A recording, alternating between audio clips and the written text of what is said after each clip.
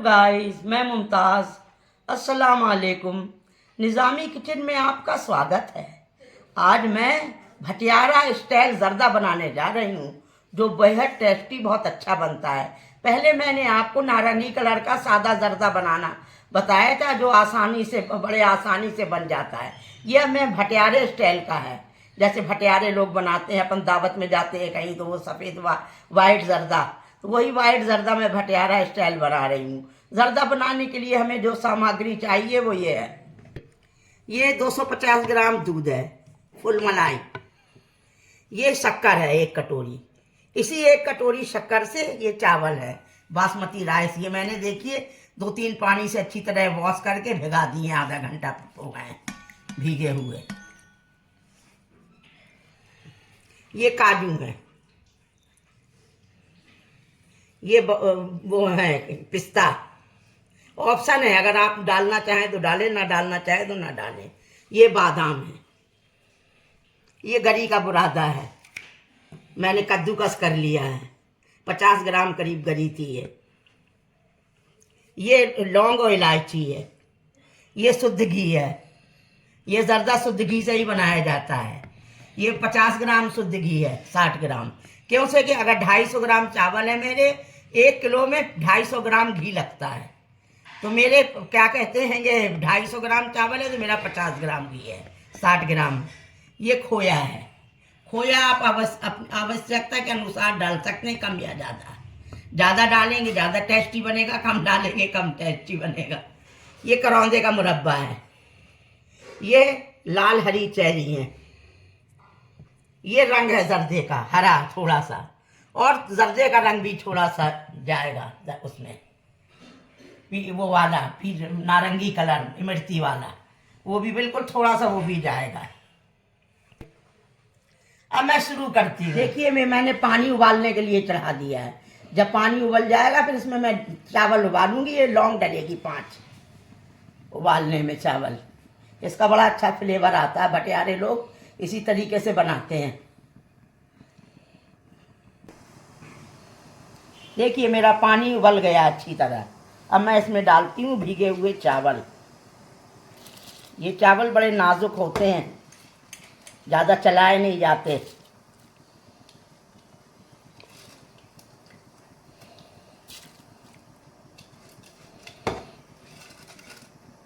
देखिए मेरे चावल अच्छी तरह खौल खौल के पक गए हैं। अब मैं आँच धीमी करके रख दूंगी इसमें, और जब ये 80% गल जाएंगे तब ये चावल पसा दिए जाएंगे।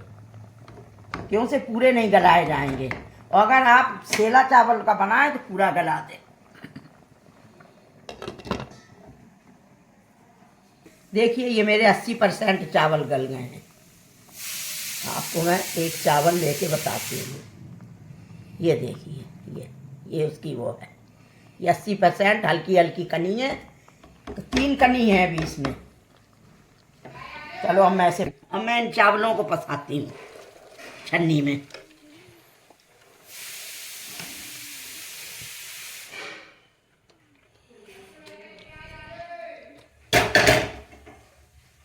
देखिए मेरे चावल मैंने पसा लिए हैं छन्नी में।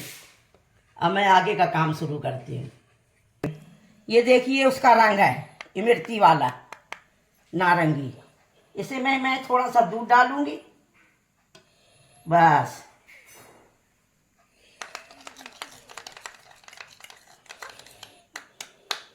ये मैंने ये एक कोने में डाल दिया।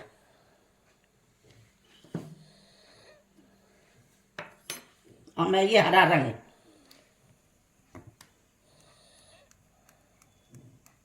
बहुत थोड़ा सा डलता है, ये देखिए बस इतना सा।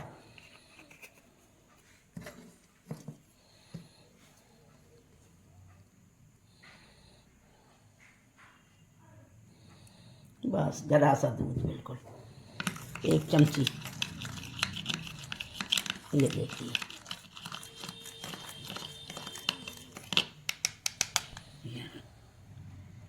बस।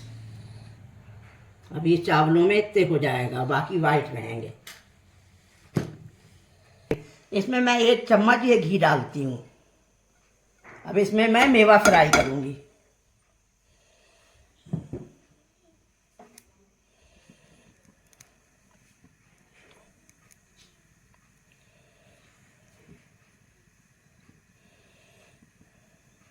घी मेरा मेल्ट हो रहा है, देखिए।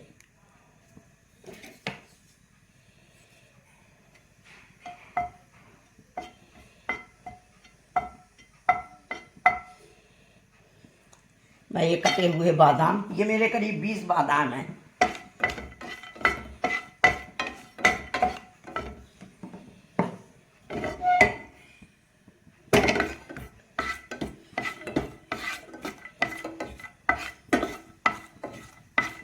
क्रंची क्रंची अच्छे लगते हैं दर्दे में। भटियारे तो ऐसे ही डाल देते हैं, वैसे भी वो इतना तलते वलते कहाँ।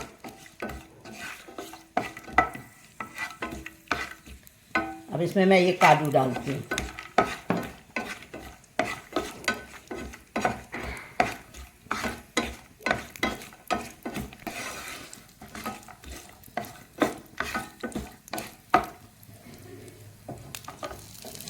अब ये पिस्ता डालती हूँ मैं। आँच मेरी धीमी ही है।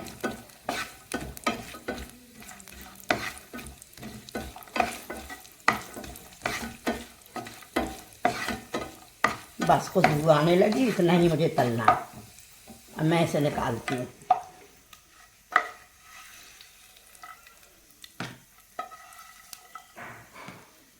ये देखिए मैंने मेवा तल के सब निकाल लिए ये। अब मैं गरी डालूंगी। गरी सबसे लास्ट में डालती हूँ मैं।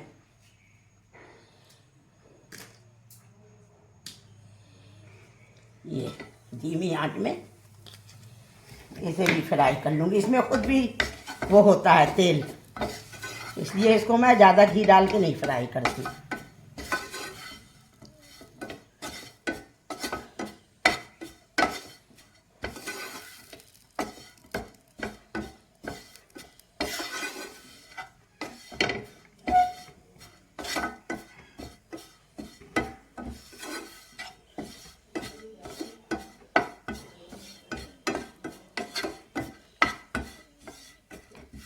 मेरी गरी भी फ्राई हो गई है। बस मुझे इतनी ही फ्राई करना, कलर नहीं बदलना इसका।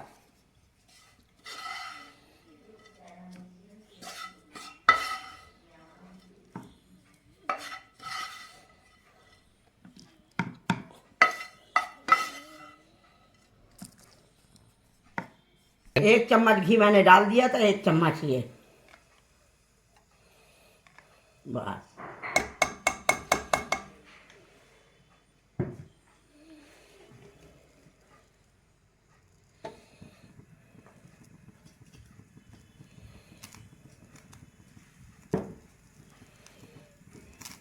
ये 4 इलायची भी मैंने डाल दी।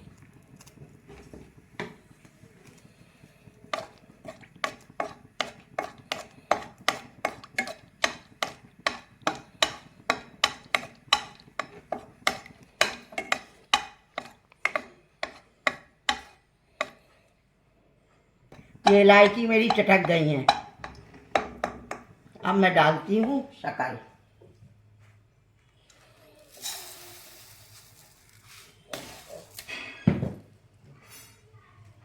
अब मैं डालती हूँ ये दूध।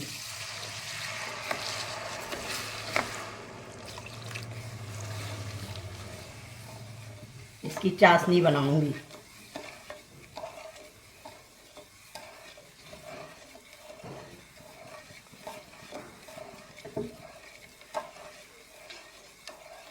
ये देखिए मेरी चाशनी खूब खौल गई है, शक्कर भी मेल्ट हो गई है। ये देखिए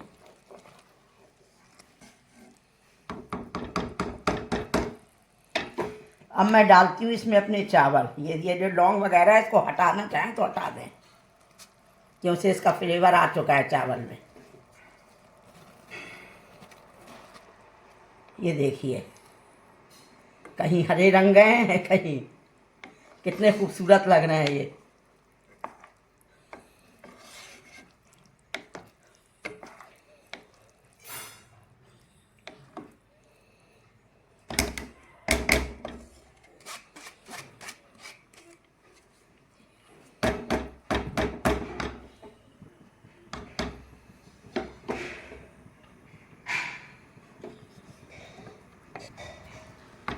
अभी मैंने थोड़ी सी तेज़ आंच कर दी है।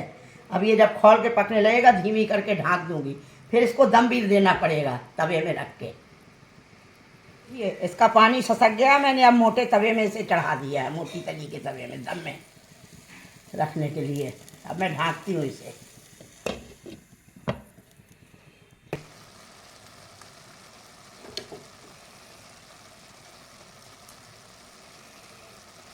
मेरे चावल अभी हल्के से कच्चे हैं। अब ये थोड़ी देर में मैंने आँच बिल्कुल धीमी कर दी है। अब ये ससक ससक के पक जाएंगे। अब मैं इसमें अभी इस स्टेज में मैं ये मेवा डाले देती हूँ।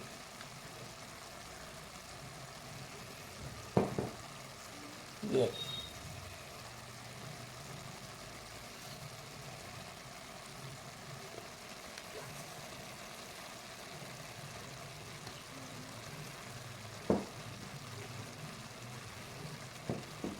अब मैं ढाँकती हूँ इसे, चलाऊंगी नहीं।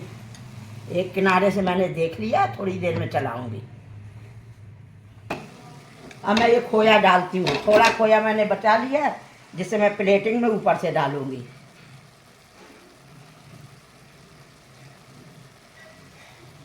घर का बना हुआ है ना, ताज़ा, इसलिए थोड़ा गीला है।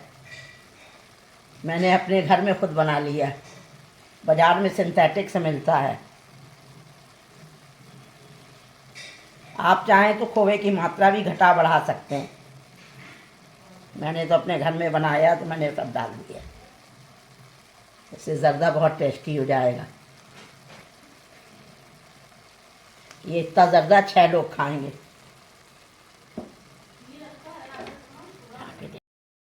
खोलती हूँ। अब मैं चेक करती हूँ।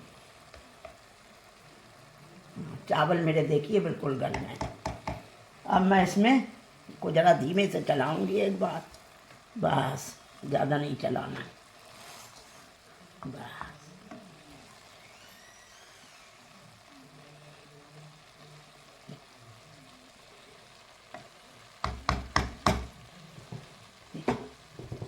अब मैं गैस बंद करती हूँ। अब मैं इसमें डालती हूँ करौंदे का मुरब्बा, बस इतना काफ़ी है।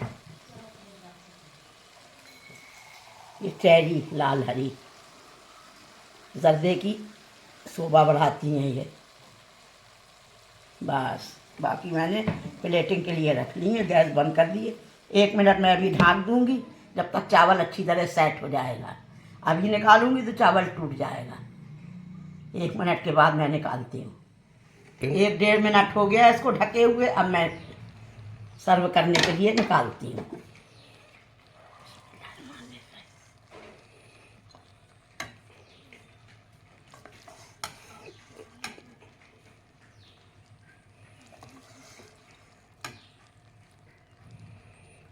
देखिए कैसा खिला खिला मेरा चावल पका है।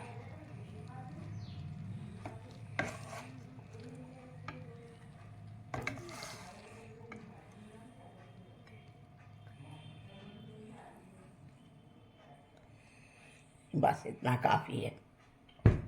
6 नहीं बल्कि 8 लोग खा लेंगे ज़्यादा, सहला जाता है। चलो अब मैं इसमें ये गरी डालती हूँ।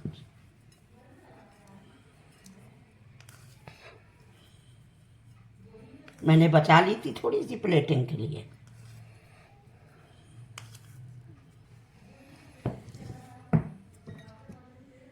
ये खोया डालती हूँ।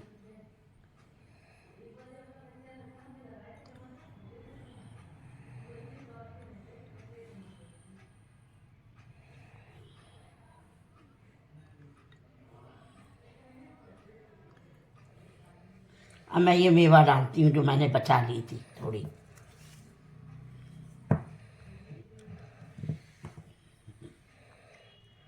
ये चेरी डालती हूँ थोड़ी सी लाल हरी।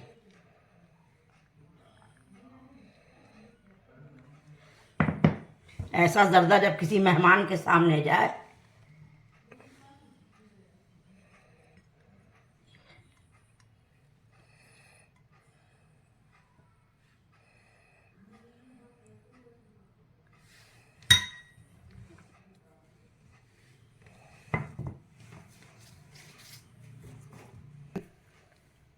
देखिए मेरा स्वादिष्ट जर्दा भटियारा स्टाइल बन के तैयार हो गया है। उससे भी अच्छा बना है, भटियारे से भी अच्छा बना है मेरा जर्दा। मैं क्या तारीफ़ करूं, आप एक बार बना के देखें अवश्य इस स्टाइल में। फिर आप तारीफ़ करें और मुझे बताएं कि कैसा बना है। ये बहुत टेस्टी, बहुत अच्छा बना है।